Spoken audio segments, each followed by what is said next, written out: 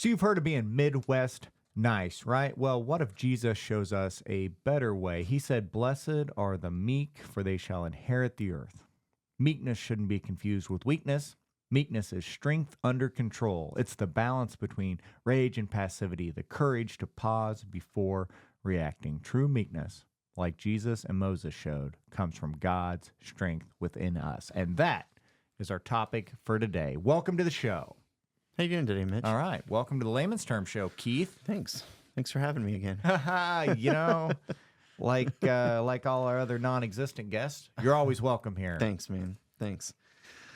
So, meekness, huh? Yeah, we had a little discussion this week about Midwest nice. I didn't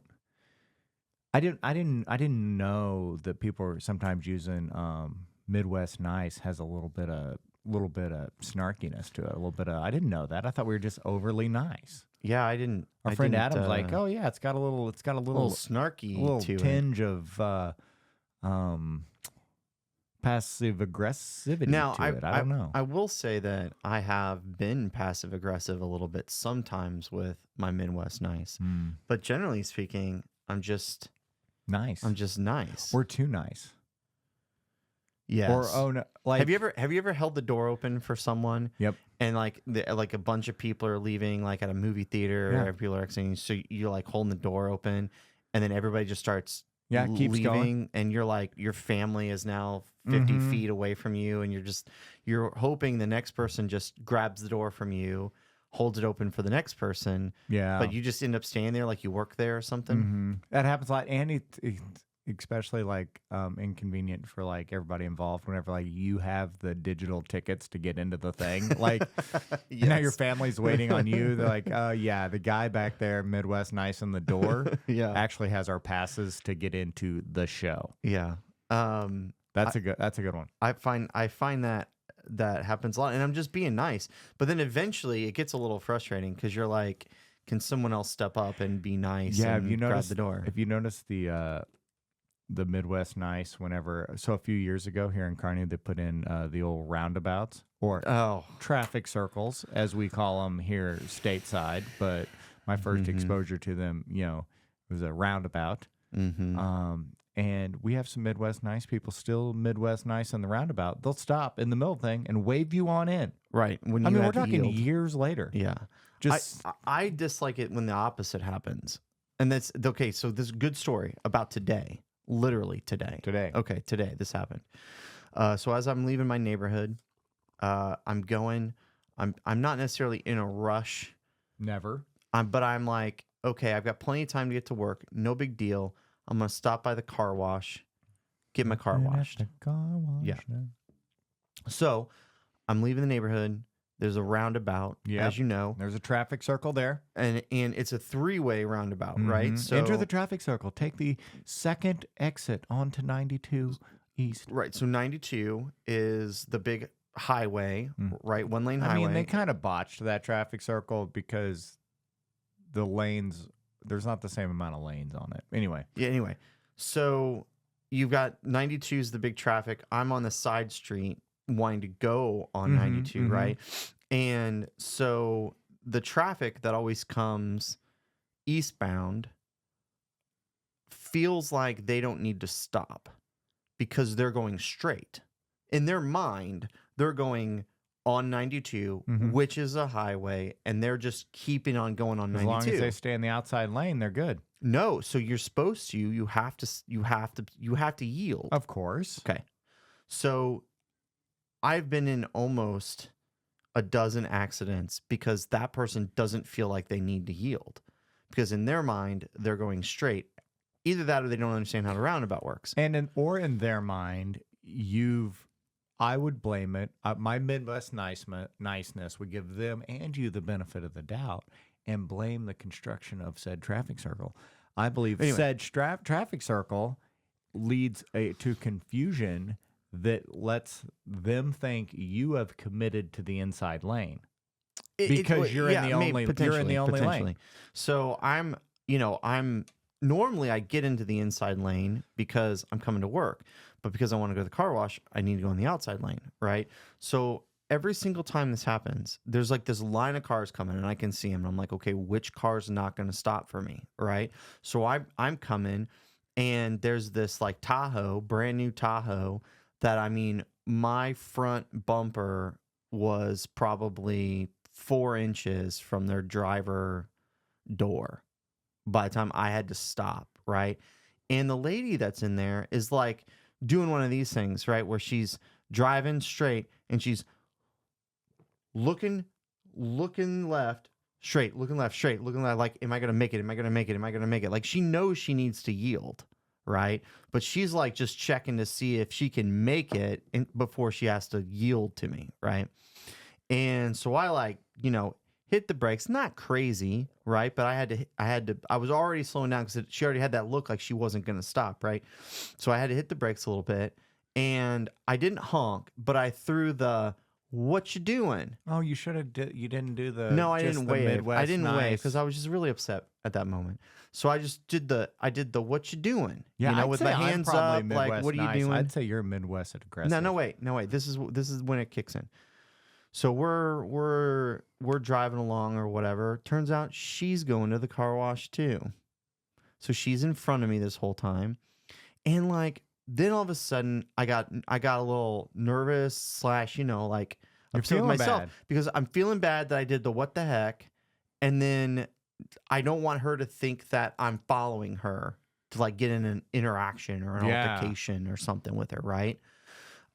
Stalking the Tahoe into the Yeah. dark tunnel of the car wash. Right. So then I'm kind of in my brain, I'm kind of like, oh my gosh, what do? I need to show her that it's okay, and I'm a nice guy, right? So I'm like, do I wave like, hey, whatever. Anyway, so we're at the car wash, line's super long. I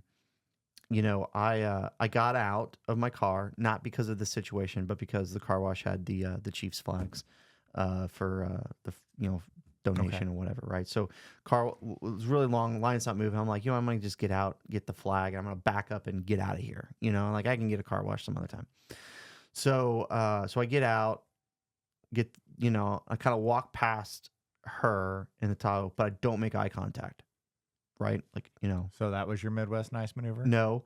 So then I get my flag, and on the way back, we make eye contact with each other. And so I smiled and waved. And that was like my like Apology for being angry slightly, and even though it wasn't my fault. Mhm. Like what I should have done is given her the what the heck again, because it wasn't my fault. That is not what you But should have done. instead, I've got to be nice That is about not it. meek at all. No, I know, I understand that. I'm just saying that's when it kicks in, when like no part of me was like, now I need to prove my point that this lady messed up, right? Like now all of a sudden it was, oh, I got to be nice, right? And I think that's what kicks in. That Midwest nice is like when situations happen, you still feel like you need to be nice in the situation. Yeah, and sometimes I feel like on the Midwest nice, you over apologize. Oh, I over apologize constantly. all the time. I'm sorry. I'm sorry I do it. I'm really sorry. I wish I'm I doing didn't it. do it so much. I'm I know. sorry. I'm Keith. sorry. So here's another roundabout one for you. This is a little Midwest passivity. Somebody just tailing you too close, right? Mm. I just do the full roundabout. And then they're ahead of me. I love a good roundabout for just getting somebody off your bumper. You just do the full round. Whoop, you do the full roundabout. Yeah, I've done the full roundabout a couple times. Got a little nervous. Somebody might be following me. Yeah. You just do the full roundabout. Do the full roundabout. It's good. I did it once, and the other person did the full roundabout. Fascinating. And then I. Hey, here's one for you. We're gonna do a little Midwest nice. I do coming through the roundabout. I stop and yield because I'm supposed to, and something catches my eye.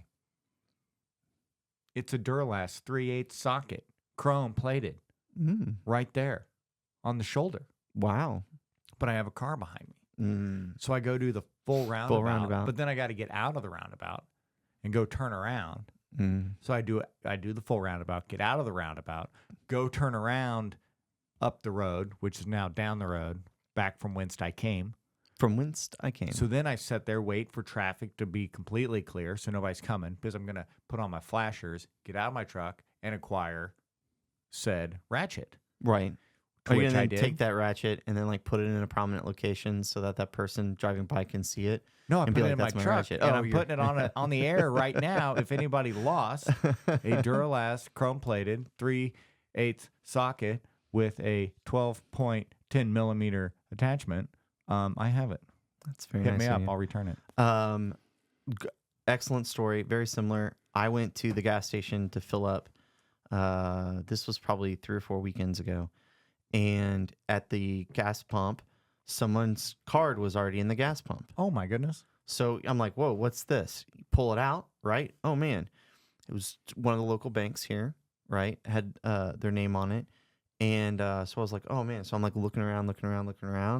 Nobody's at the gas pump. And I'm like, all right, well, I'll fill up and then maybe I'll take it to the bank, right? And give it to them. Well, it's Sunday, so they're not open. So I hit up the old Facebook, the Keeping Carney Informed page, and was like, hey, if you were at the John Smith. MFA John Smith. oil up here, and your name is blah, blah, blah, blah, blah, like hit me up. Got something of yours that you might be missing from your wallet, right? Because you don't want to give too much information. I mean, all of a it's sudden got their somebody's name like, on it. Yeah, I know. So I hit up the old face space, and I get a message from our old neighbor that still lives in Kearney but moved, out of the neighborhood, and she's like, "Oh, hey, he's my neighbor." And I'm like, "What? This is great." And I'm like, "Hey, call him, see if he's missing." So I call. I'm talking to her on the phone now, right? I call her and I'm like, "Well, call him, see if he's missing his card." I can, he can come by and pick it up, or I can go take it to the bank tomorrow and he can pick it up from the bank, And she's like, okay. So she calls him. She's like, hey, he's out of town. He filled up his truck before he went out of town, Oh, my or goodness. whatever. He'll be back late tonight. And I'm like, all right, well, anyway. So she came over, picked it up for him. This is like a whole bunch of Midwest nights. Right? So she comes over to my house, picks it up that's for what I him. call Midwest night. Really great. going out of your way Yeah. to do something for others. I went out of and my then- way. She went out of And then her acting way. like it's not out of your way It's- at all. yeah. And be It's like, really oh, no, great. I was coming over here Anyway. Yeah, no, they were like, well, we For wanted to go for sure. a ride in the Jeep. And Yeah, it's like, to all right. get some, there's a big sale on pork butts at Price Chopper. We were heading back in. So anyways, it was great, and I looked at my oldest when we got done, and I looked at her and I said, first of all, it's a small world. Granted, we're all from Kearney, but it's small. I don't know this person, but I know very well someone that knows him very well, right? And when you're nice to people, or you build relationships with your neighbors and everything, good things come of it, right? Being nice to people. So if that's Midwest nice, but is that meekness? How does our culture, because I think of, when I hear meekness, I think I think- mousy. sheepish. Yeah, sheepish, mousy, kind of hunched down all the time, too gun afraid to shy, say anything. flinchy. Yeah. Right? Right. That's right. that's the imagery that comes to mind. Like whimpering, Yep. like Bruce Springsteen would say, like a dog beat down, like a dog that's been kicked too much or something, I don't know. It's I don't know. Springsteen song quote, I think. Born in the USA, baby. He's the boss, man. He is the boss. Tony Tony Danza. Yeah, so wow, full circle. So here's the problem with, I think, a lot of our culture as it exists today. Think of all the famous people that are out there. Most of them are not known for meekness. They're known Well, I for think being we need to loud redefine and meekness. boisterous people that do loud things. Because I think I need to reshape my vision of that meekness, my definition, because I think of it as like self-deprecating, non-advocating for self-pitying. Yeah, I right. would agree. Like putting yourself that's my in initial putting thought. yourself in a pitiful situation. Right. Like, oh yes, meekness, easy in an easy position for other people to feel sorry for you. Right. Like that's not it though. No. But that's culturally how we've been defining it. I think in my generation, that's the view of that phrase that we have. Yeah. Which makes it really hard whenever Jesus says, "Blessed are the meek, for they shall inherit the earth." Well, that's an interesting statement when you think of it as a self-pitying attitude. So I think we need to refine our definition. Yeah. Keith. Well, I think that we need to take a look at our perception of what we think meekness is to what it actually is. I think that's what I said. I think we're Right. wrong. I think we're wrong. So meekness really is more about humility, I would say, Yes. than anything else. It's about making and I think you've said this before, or you on the podcast a while ago, which is having enough. Maybe I don't want to say ego for yourself, but having enough room for yourself, Yeah. but leaving space, Yeah. for others. Yeah, Right. that comes from that, not my concept, but it Yeah. comes from a Hebrew word, anavut, which is this ancient phrase for like the space, like taking up the appropriate amount of space. You're right. Being exactly filling the space that you were created to fill. So that's not. It's being humble enough to allow space for others, Mm-hmm. but being assertive enough to know your capabilities and fit in and be the person you were created to be for that time, which sometimes is completely, it can be very assertive, right? Like Moses. Oh, yeah. Moses rolls up into Pharaoh's court, makes demands.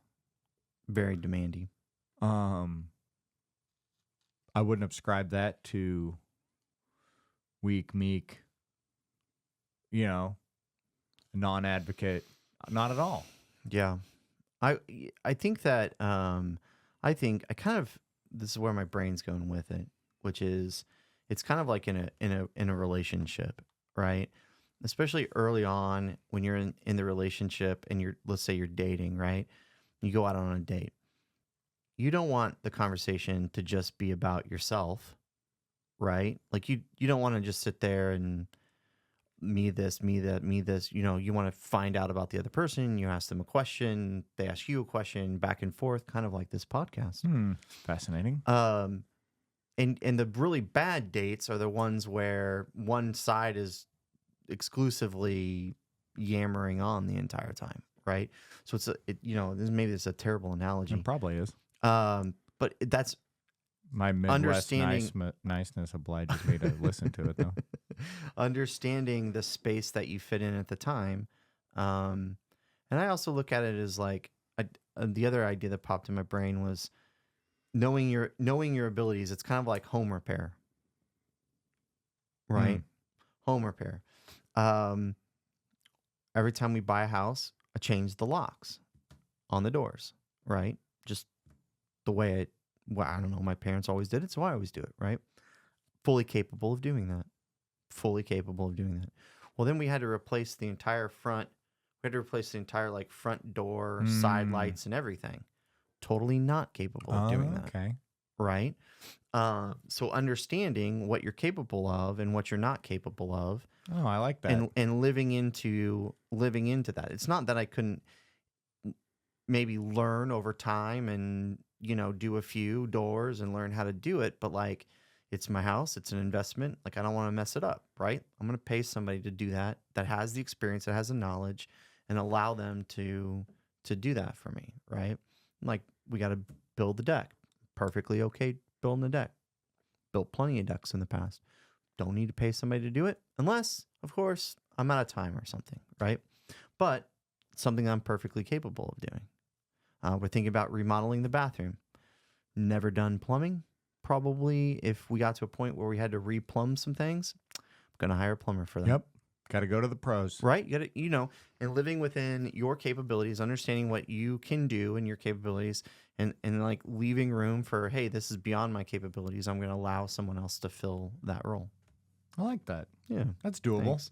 That was the second analogy. Was way Second better. analogy was way better. Way better. So this dynamic, what are your thoughts on this dynamic of how our culture is turning into this, you have to self-promote everything. You have to be good at everything. You can't mess up, right?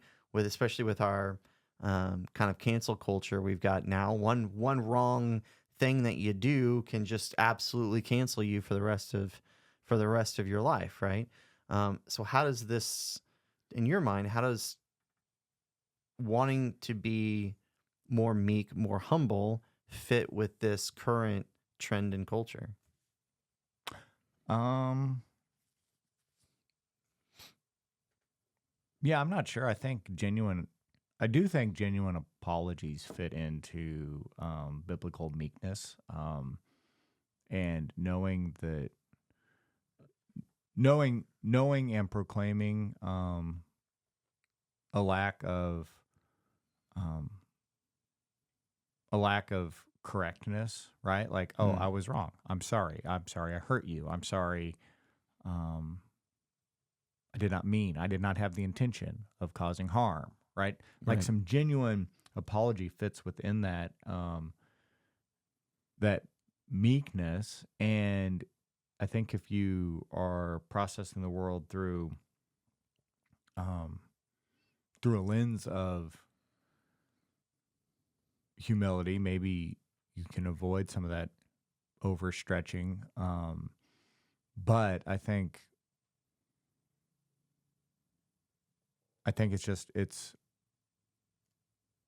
there's a complication involved right now that it's not going to be avoidable. It's the overcorrections that happen currently are just now baked in as part of the culture we're in, and unfortunately, there's people who are going to get affected negatively by that all the time. Yeah, probably happened on this podcast. No one ever has issue with anything that we say. I'm sure they're just not listening. Yeah, I think whenever I consider someone in my life that maybe has said something to me that offended me or whatever, I also think about, man, if I had a recording device on me 24/7, think of all the things that person could feel offended that I have said, right? That's why I have no social media presence, and like it's more complicated than it needs to be out there. Now we're doing this podcast, and yeah, I hope everyone understands that my intentions are just honest and true of help providing content that someone may find helpful. Yeah. And that's from a lay person's perspective. Yeah. We don't have years of schooling and teaching and degrees, and this is just our kind of, not counselors. No, we're just pastors, two dudes. Not preachers. Just two dudes. Not talking. Clergy. So, I think about the world now being, and I don't know if it's always been this way. And so this would be an interesting conversation to have with, say, like my parents or grandparents. This world that values aggression and dominance, right, a lot right now. And so how can being meek or humble really sets you apart? And how do you do it in such a way that people recognize it, right? Uh, as not just being what we think of, initially think of Meek as just a mousy kind of Mm-hmm. person, but instead can see that power and that within you, you just don't you don't display it all the time, right? Kind of your point, like Moses, right? Where you show up when you need to, you do the big things, you tackle the big things, but then you're more reserved in others. Um, I think if we practice contentment, if we practice try to reduce the comparison we have in our lives, right? Like not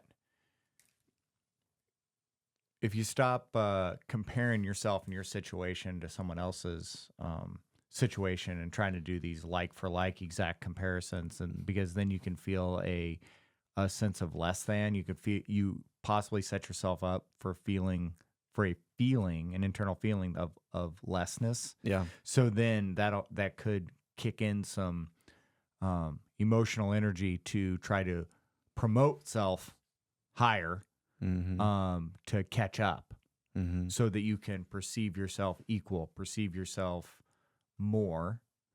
And I think all that stems, some of those propensities stem from comparison. So if you can limit your comparison, and that's an active thing. Maybe that's just recognizing when you're trying to keep up with somebody instead of trying to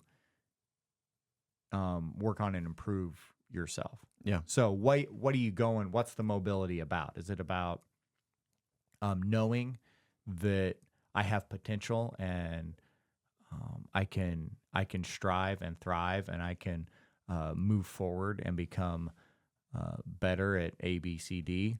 Or am I wanting to be just as good as so-and-so so I can put myself on their level in my own mind? Right. And then hope that others elevate me to that status too. Yeah. In their perception. Those are two completely, vastly different things. So, yeah, and I think what you said there was kind of what the biggest thing for me. With what you said was that you're personally elevating someone, and you're wanting to emulate someone or be like someone or be in the same situation as someone because you admire that, because then you want other people to admire you in the same way that you admire that, but those other people may not admire the same thing that you're, right? You know what I mean? So this is the really weird cycle that you're doing this to be like someone else or be in the same status or the same whatever as someone else.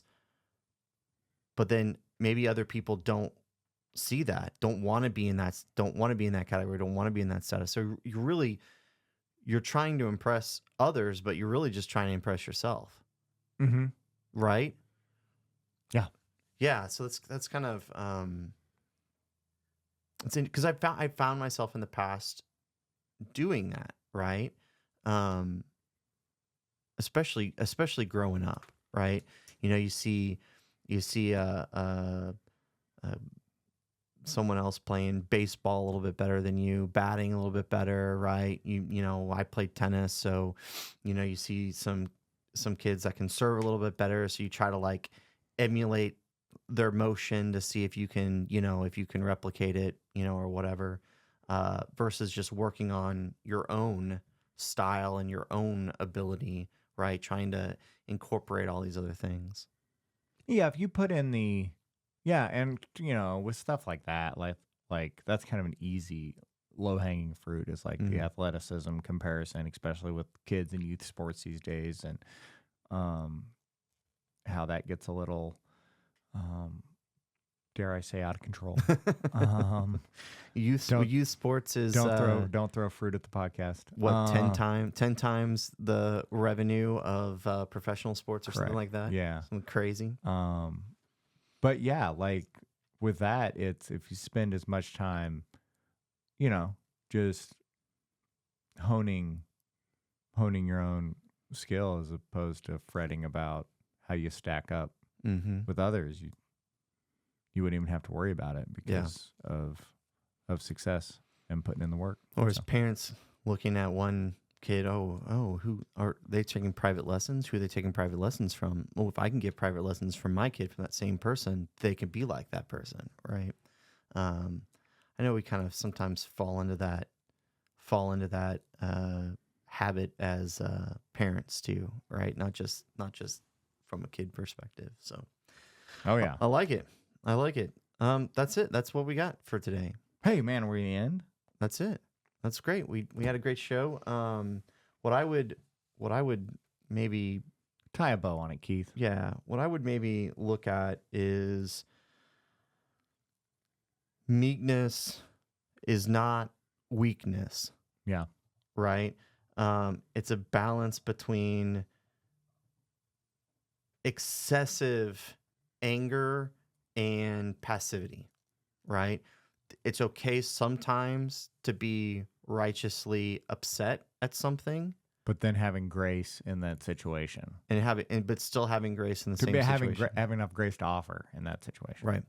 And so I would caution everybody the next time that they are getting angry, or if you're like some people I know and get too passive in situations, think about are you truly showing meekness, or are you truly showing weakness in that moment?